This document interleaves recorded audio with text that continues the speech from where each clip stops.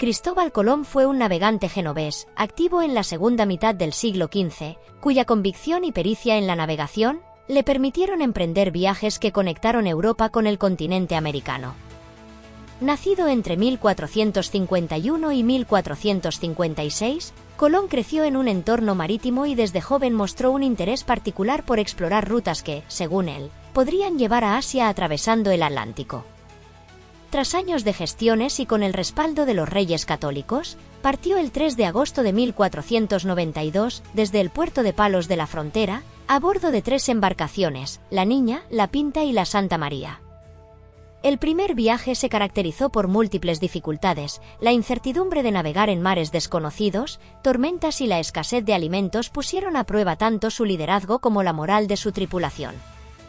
No obstante, el 12 de octubre de 1492, tras una travesía de 36 días, Colón llegó a una isla del Caribe que denominó San Salvador, convencido de haber alcanzado las costas de Asia.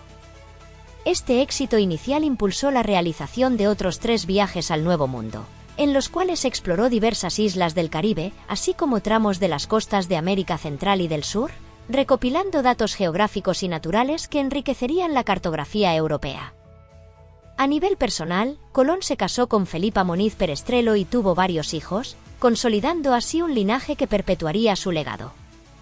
A lo largo de sus expediciones, además de sortear los retos propios de la navegación de la época, enfrentó también tensiones con miembros de su tripulación, quienes, a veces, se mostraban descontentos ante la prolongada incertidumbre y las condiciones adversas del viaje.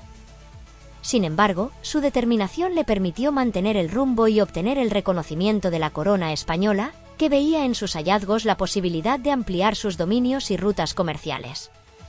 Aunque sus expediciones posteriores no lograron encontrar la ruta directa a Asia, cada viaje aportó importantes conocimientos sobre la geografía del Atlántico y de las nuevas tierras descubiertas.